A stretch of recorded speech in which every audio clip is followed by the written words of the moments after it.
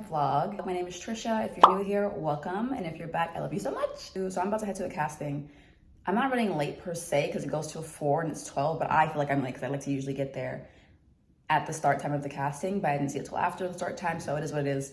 But I'm getting ready to go there now, so I'm gonna take you with me. Let's go.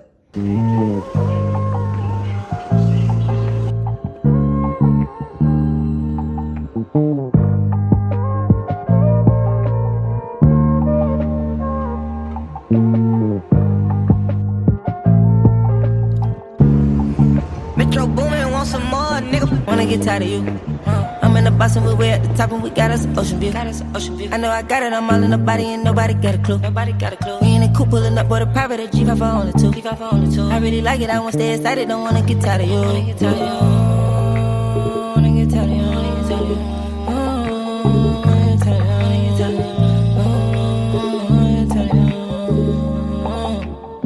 You wake up and you wanna go shopping.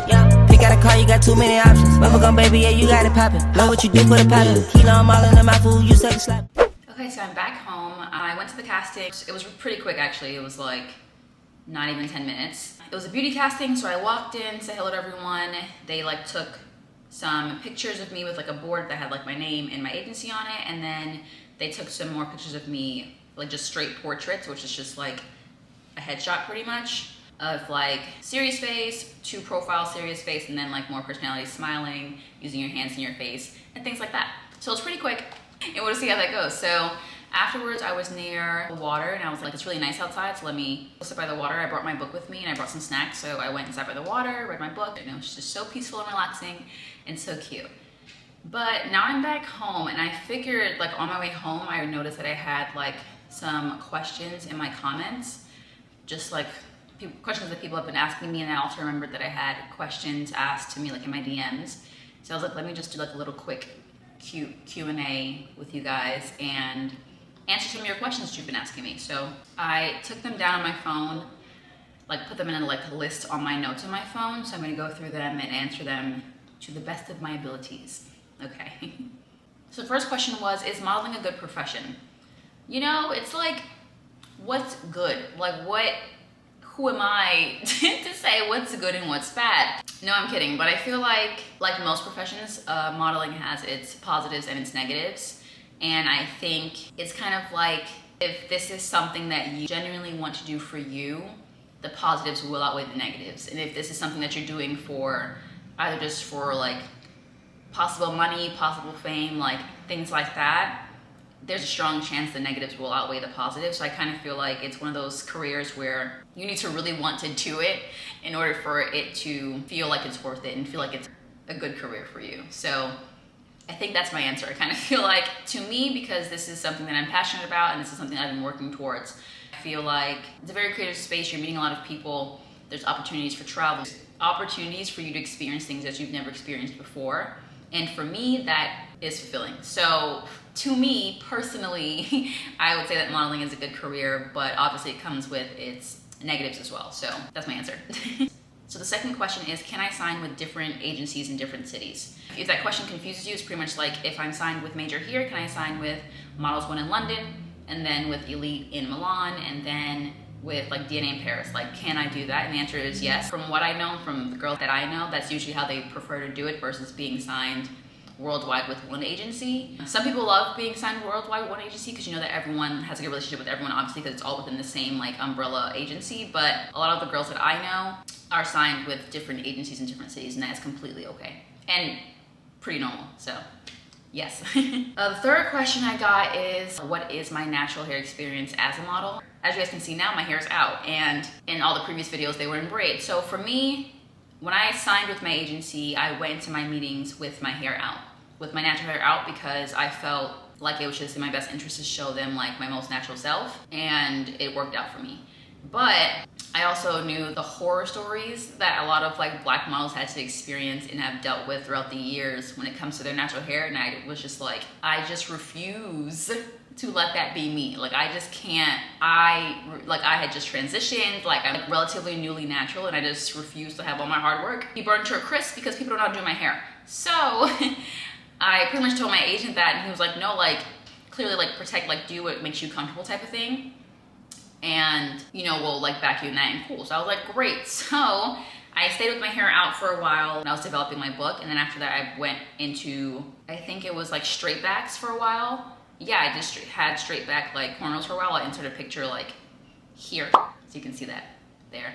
That was great for me because my hair was protected. Literally it was protected, like it was pulled back, no one can mess in it and do anything too crazy and try to rake through my hair and do anything to damage it because they don't know how to work with my hair. So I was very happy to have those in. And then I think it was, I forgot when, last year on my birthday, I decided that I wanted to put box braids back in my hair. So I did that, and then I had FaceTimed my agents, and they'd seen it. They like saw the braids and they actually liked them. So they're like, cool, let's stick with those braids. And I was like, amazing, because this is how I personally love to do my hair, because that's how I transitioned. And I feel like that's one, when my hair grows the most, and two, like my hair is very protected, and three, I do my box braids myself. So my sister parts them and then I put the braids, like I braid them myself. And yes, I'm sitting down for 7 hours to braid my hair, but then I'm good for like the next month and a half, 2 months. So that's how I prefer my hair in box braids, just because I like them and they're cute and they're easy. And again, my hair is protected, so I can go to shoots. They're very versatile if you know what you're doing with them. I've had some hairstylists who are really, really great with box braids, and they like styled it like amazingly. And I'll insert that here as well, so you can see them. Like, obsessed with these pictures because the stylist was so creative and she was just able to do a lot with my braids. Like, they're very versatile, so you should be able to do a lot with it if you're a hairstylist, and she was able to. And a handful of others were, but everyone's not, so it was like hit or miss with that. And with my natural hair out, I do have it out when I am on sets or if I'm going to a job. I just tend to be, again, like we've all heard the horror stories when it comes to black models and their hair, and I just tend to be very vocal when it comes to my hair. Like, I know what works for my hair, I know what does not. So when I go to a set, I usually just politely and respectfully ask, like, what's the hairstyle for this shoot? And they will usually just tell me what the hairstyle is. And then, depending on what products I say they have out, I'll always have like my own stuff with me and be like, okay, well, I have this, and like, this is what I use, so let's work with the things that I have, because I know that this will work for my hair. Like, you're not just gonna like dry brush my hair. Like, no, I'll have my spray bottle, I'll have my gel, I have the things that I know will work, and that's what we're gonna use. Like, that's just how I kind of operate. Just because you're not gonna scalp me bald just because you don't know what you're doing. Like, that's just not gonna happen. So I'm very open and transparent with how I want my hair to be treated, and I have not yet been met with someone who has had a problem with that. Everyone has respected it very much so thus far, and hopefully that continues to be my experience because it's been working out for me, and it just really shouldn't be a problem for a model to speak up about what works best for her hair. Like, at the end of the day, we both want the end results to turn out beautifully, so help me help you. That's how I feel about that. So yeah. Okay, the next question was kind of like piggybacking off of the last question, and this question was, do I always have a choice in how I wear my hair? And this question I thought was like interesting just because I feel like I wondered the same thing before coming into the industry, and the answer is yes and no. So when you sign your contract, like, you're essentially signing over your body. So like, you can't really do anything drastic without the permission or okay from your agents, because they signed you a certain way, and so you can't go and completely change that look. That's not how they signed you, and that's not how you were when you signed the contract, if that makes sense. So I can't just go and shave my head bald without asking my agents, because they signed me with hair. And that's how they've been marketing me, with hair. So I can't just go and do that. Granted, I would never do that because my head shape could never carry a bald look. And so the girls that can, you're God's favorite, truthfully, because my head could never. Anyways, so the answer is yes and no. So like, if I wanted to change my look, which you saw just now, like I've done like the straight backs, I've done box braids, I've done my hair out. And usually like it'll just be a casual conversation between me and my agent. I'm like, hey, like my hair needs a break. I'm putting box braids in for like a couple weeks or like a month. He'd be like, all right, cool. Unless something comes up and like a job or a casting is requesting my hair a certain way, then usually I'll just go ahead and do like what they're requesting, because it's not that big of a deal to me. But it can really be frustrating when you put like a fresh set of braids in your hair, and then the next day or a couple days later, your agent's like, hey, you got requested for this job, or like you're confirmed for this job, and they want your hair out. They want your hair something else, and you're like, I just spent the last 7 hours putting these in, and now you're telling me I have to take them out, and I'm gonna do it. But am I happy about this? The answer is no. You know, so it's like, again, the answer is yes and no. Like, yes, if I want to put my hair away, I Like they can't be like, no, never. They'll be like, we suggest. Maybe you don't right now because clients are really liking this look, but if you feel like you need to, like, we support that. That's kind of how the conversations go with me and my agent. So again, the answer is yes and no. But I guess that might vary based on who your agent is. Yeah, I don't know. For me, it's a yes and a no. Yeah, that's my answer. The next question is, what if there is no reputable agency near me? So if that's the case, if you're like in a smaller city that doesn't really have any like reputable, like known agencies around, I would just look for the closest big city to you. I would look for that city and see what agencies are there and kind of see what that commute would be like to that city. So like if you're in like, I know a lot of girls who like live in Philly or live in Jersey, and clearly like the closest city with like known reputable agencies is New York, so they would just take the train back and forth for jobs, castings, what have you. So I think that would be my suggestion. Honestly, agencies sign girls from all over the place, whether they're next to a big city or not, or whether they're near the agency or not. And if a girl like gets a job or something, sometimes the clients will fly them in or like pay for transportation, or, you know, go there herself on her own means for like a job or a big casting or anything like that. So it's still very much possible if you're not near a bigger agency. You just have to figure out a way to work around it.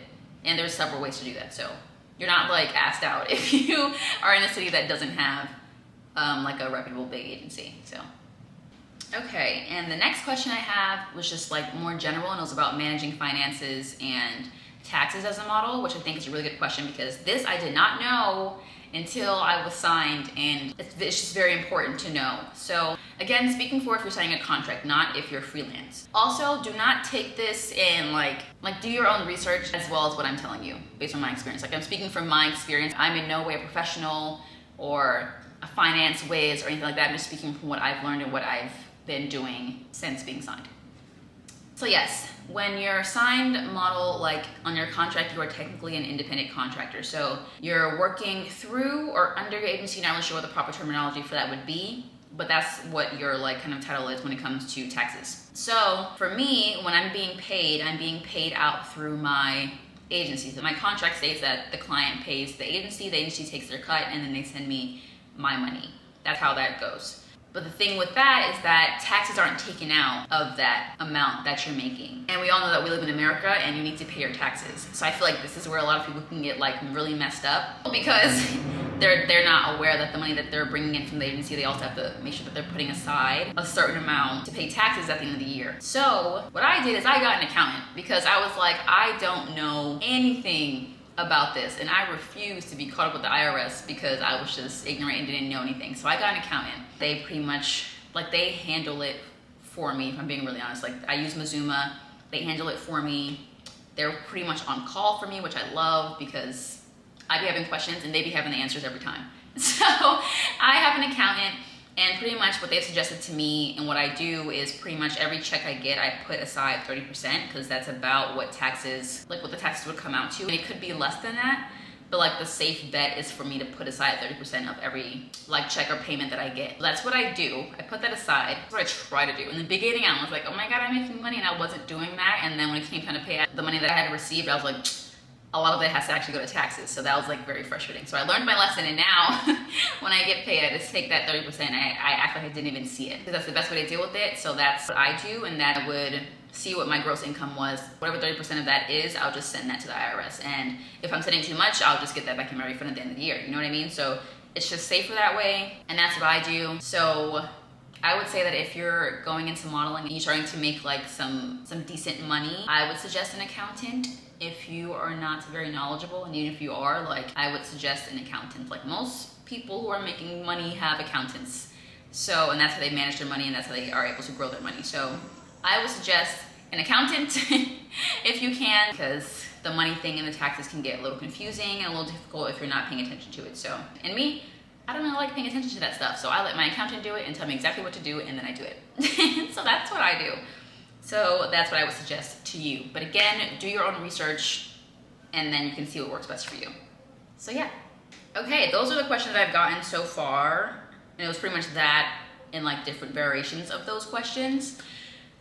So if you have any more questions for me, please feel free to like send them and leave them in the comments. You can DM me. Whatever your heart calls you to, feel free to do that and send those questions to me, and I'd love to answer them for you in like a second part of this, because this was kind of fun. And I just want to share as much as I can with you guys so that we all feel comfortable going into this industry if that's what you're feeling like doing with your life. So thanks so much for watching. Don't forget to like, comment, subscribe, all that good stuff, and I'll see you guys in the next video.